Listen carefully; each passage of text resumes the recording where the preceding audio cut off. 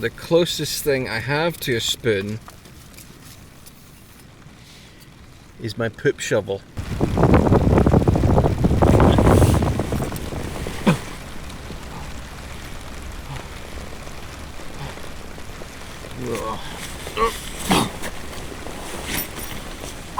Today I'm making a video that I think an online retailer will not be particularly happy that I'm making, because that particular online budget retailer has been trying to offer me money several times over the last couple of years, that's so cold, to tell you about how good they are. But I decided I don't care about that. I'd like to be able to say whatever I want. And I'm standing right now roughly in between two locations where I made two of my most popular videos ever. Those were videos about teeny tiny, totally terrible tiny tents. For some reason, you guys love the tiny tents, but there was a problem with those tiny tents, and it wasn't just the fact that they were teeny tiny and totally terrible, it was the fact that they were also tremendously expensive. So in this video, I've managed to find what I hope is going to be a teeny tiny, hopefully totally not terrible, tiny tent for just $30, about £25. But I'm already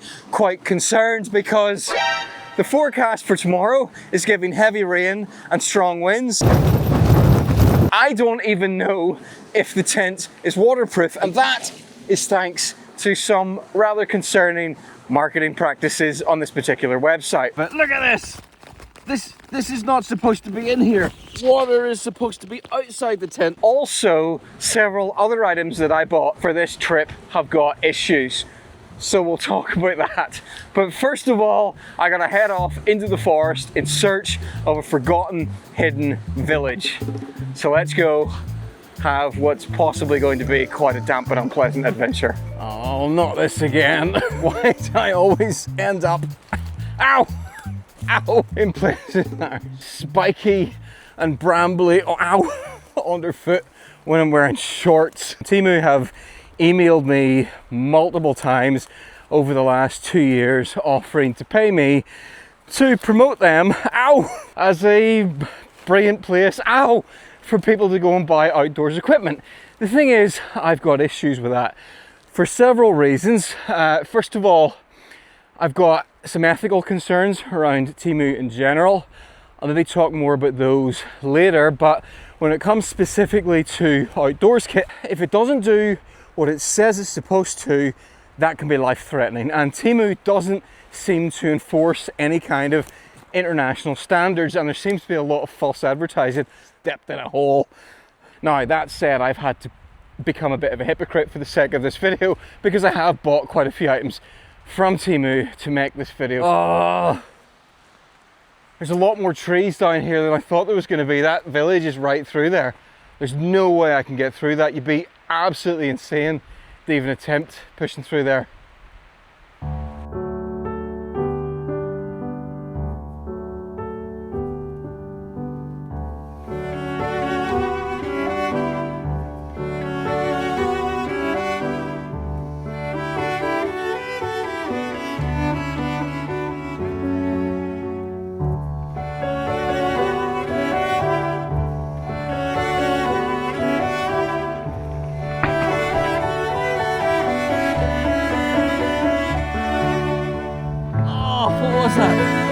Ah, it's moving. Ah, what went in there? Ah.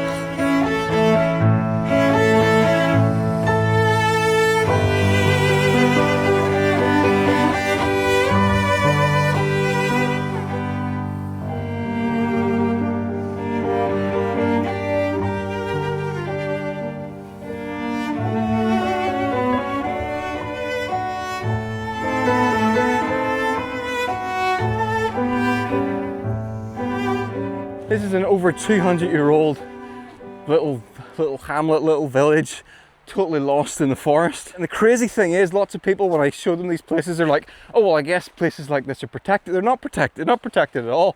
There are just so many of these kinds of buildings all over Ireland that no one cares. I had thought about camping in here, but given the fact that there's heavy winds forecast and a lot of these trees have no longer got stable root systems, I think I'm going to go to somewhere that's not near any trees. Slightly concerned because I can smell smoke. Yep, that's smoke. Hello?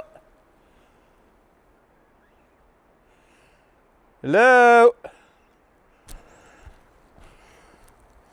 When I was coming up in here, I met two guys leaving. Did they actually walk out of here and just leave a fire burning? Hello? I'm gonna put your fire out. I am pretty angry right now.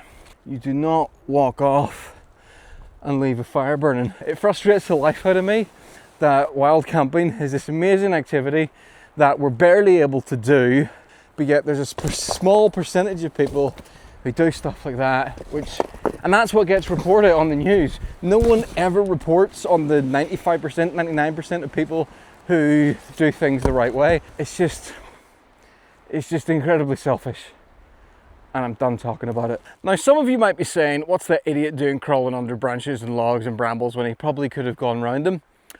And there's some truth to that. But actually, what I was doing was a durability test of this backpack. This backpack cost me 20 quid. But the next thing I'm going to do with this backpack is I'm going to run for a bit, because running puts a lot of extra strain and stitches and things. So I'll run for maybe a mile or so. I've got about 13 kilos in the backpack, so it's just about one of the limit of what I can run with, and we'll see if that does any damage to it. Things have taken a turn for the worse. The rain was forecast to completely stop this evening before sunset, but it's 5 minutes to sunset and it is still raining. And just in case you're wondering, how much of a tent can you get for 25 quid for $30? Here it is. Weighs about 1.2 kilograms. And I really hope it can deal with a bit of wind. To pitch the tent, simply peg out the four corners, add the fiberglass pills, peg in the guy lines, and toodle pip bob your uncle, you're done. Okay, here it is. Because I don't really have a lot of faith in the floor of this tent, I splashed out and spent £4 on this foil mat. It'll protect me from the ground if the ground sheet fails, and it'll provide a little warmth if the mat doesn't turn out to be as warm as advertised. That actually fits perfectly. That might turn out to be my best purchase. This thing saved my skin last night. When I bought this tent, I am convinced, I am 100% convinced the listing said it was waterproof, it was rainproof. But when it finally arrived over a month later and I went back and checked the listing again, there was no mention of it being waterproof anywhere. But I think this is supposed to be waterproof, right? And here's why. Because if you look in the inside, tape seams, and you don't tape seams unless you're waterproofing something. And also on the website, it lists this as a 4-season tent. I kid you not. I've got the feeling that after this video, Temu will not be offering me any more sponsorships, which is why I'm grateful to have other sponsors like Squarespace who've sponsored this video. And Squarespace is the website that helps you create your own website. And they've made that even easier now with automated tools where you just type in your information, tell Squarespace what you want to make a website about, and Squarespace helps you put that together, and then you just have to go in and customize it. It's really, really easy, simple to use. It's how I put together my own website, and when I want to add new content, that's really easy as well. And if you want to get started with your very first website, I can get you a discount off that first website or domain name with the code below. Right, let's get back to that teeny tiny and yeah, most definitely terrible tiny tent. On Temu, this is listed as suitable for cold weather. In fact, there is a photograph of this being used in snow. Now that would make you think, well, obviously there's going to be an R rating with this. It's going to be R5 or R7, probably R7 if it's showing it being used in snow. There's no R rating on this. It does say enjoy outdoor life anytime, anywhere, including apparently Antarctica. Let's not be so cynical. Let's give it the benefit of the doubt. The advert says that you can pump this up in 2 minutes. Staying alive, staying alive. It's working now.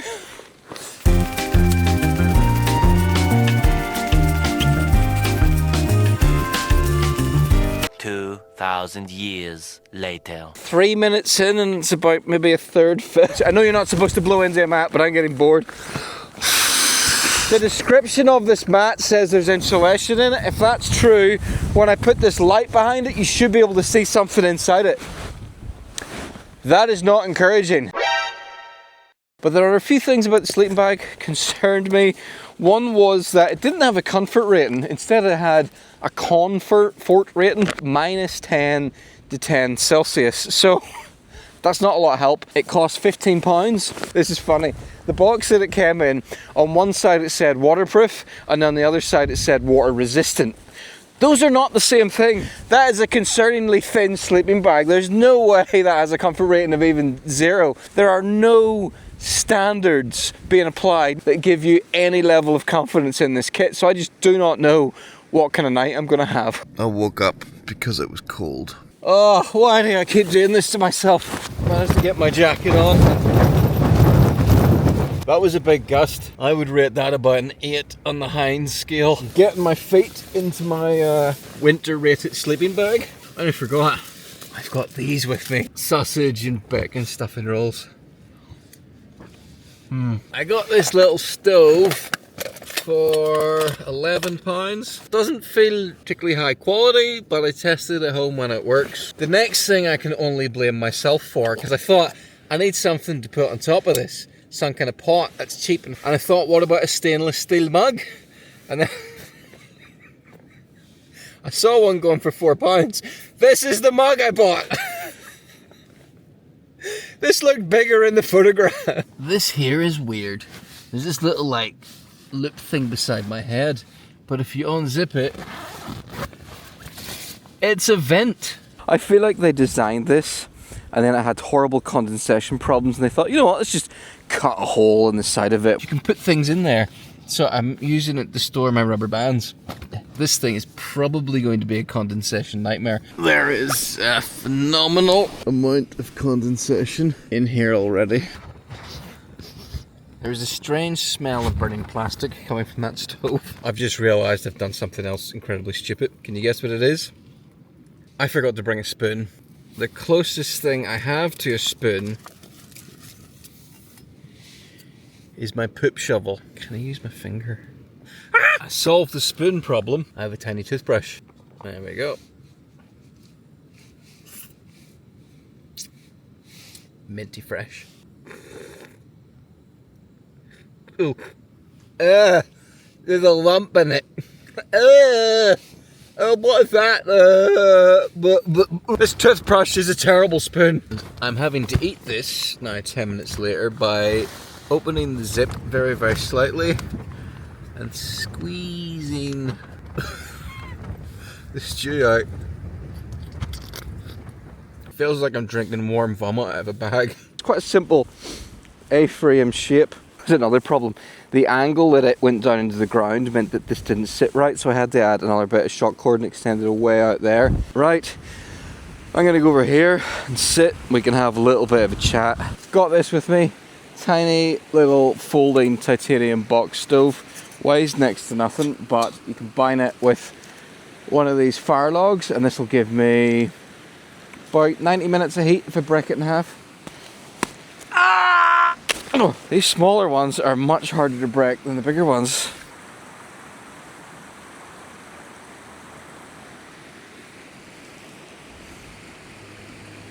There is just something about staring into the heart of a fire that I find mesmerizing.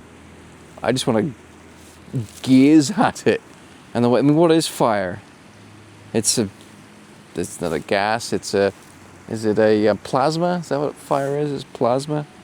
Okay, so Temu then.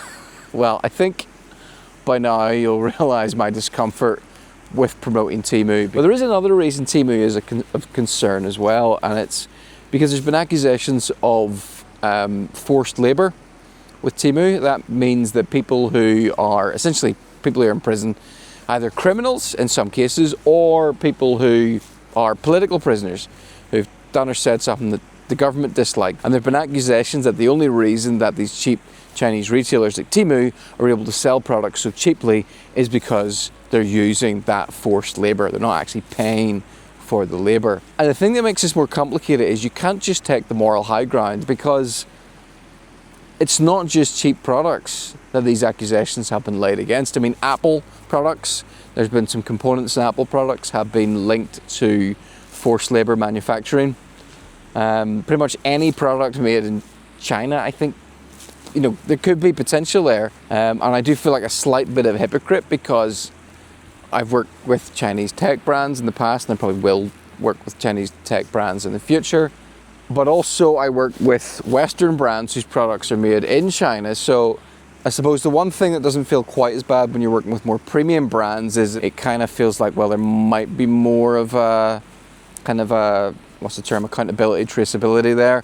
And when it comes to products that are being sold by Western brands that are made in China, again, a lot of those brands make demands about the ethical standards of their products. So that makes it a slightly smaller concern, I guess. But it does make me feel particularly uncomfortable going to sleep tonight in a tent that costs £25, knowing that, well, I don't know for sure, there's no way of proving it, but just the idea that the person who made that could be imprisoned simply because they believe something different from the Chinese government. And that's an uncomfortable thought.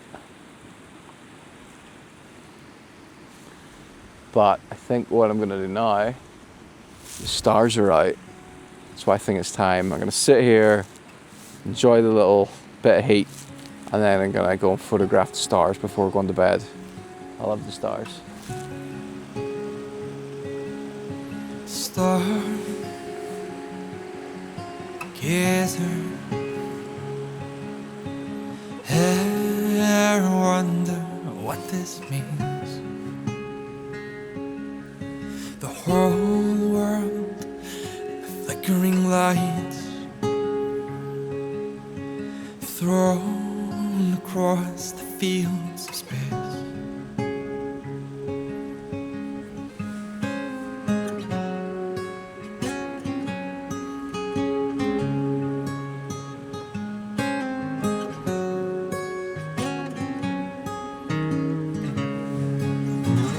Who can take a Ryan from his hunt,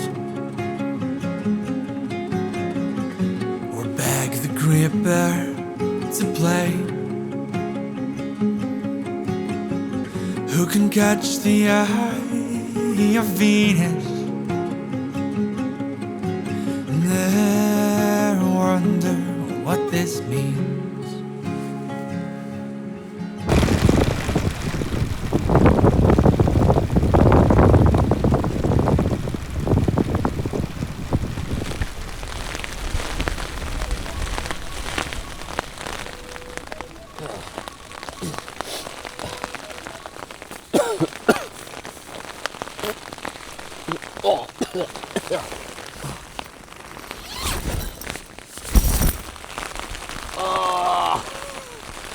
No.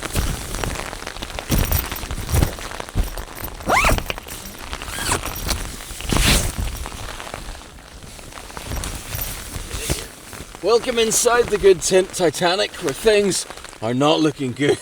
These seams are like, this is failed. That tape is doing nothing. There's water leaking in here. There's actual puddles on the floor. Look at that water. It's actually flowing down there. That is unbelievable. There's no way that's just condensation. It's just soaking through from the bottom. Yeah, I'll go check the bottom, see what it's like. Oh my goodness. We've got an actual pond. Look at this. There is a pond inside my tent. This is not good. Waterproof my ass. Do you know something hilarious about this tent? The listing said it was suitable for 2 people. I'm not sure what size of people. Maybe ants. Right, I'll say one positive thing. This mat was actually quite comfortable. However, it was cold. There's no way this mat was insulated. I mean, I had 2 layers of foil mat under it, and I could still feel the cold coming up through my side. This sleeping bag, I was cold in this. And I was wearing down trousers, insulated jacket. I've got 3 layers on the top, and I had chemical hand warmers down the inside, and I was still cold. This setup cost me £107. I would have been far better saving my money and buying second-hand kit. Go and watch the video where I went on eBay and put together with £100 and see how much better a camping setup than I got than Temu. Oh, right, I gotta try and get myself packed up in here as best as possible and then head out into the rain and get the tent down. This is gonna be cramped. The only good thing I'll say about this tent is that as it's bigger than other tiny tents I've used, you can actually get organised in here, sort of. All right, once more into the breach.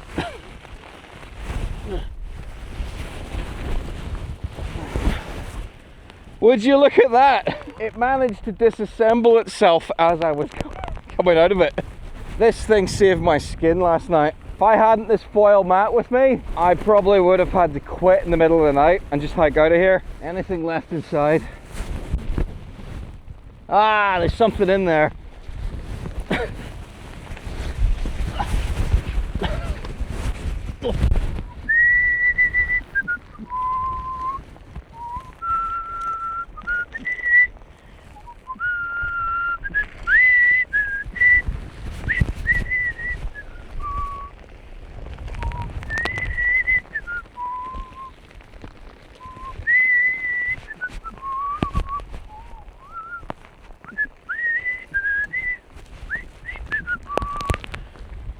My electronics are in here, and thankfully I've got them all in plastic bags, but what a day. I'm not sure if I can even get some of the water out of the inside of this before I roll it up. Look at that.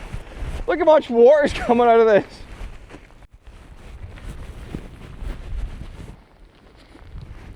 All right, everything important is in dry bags.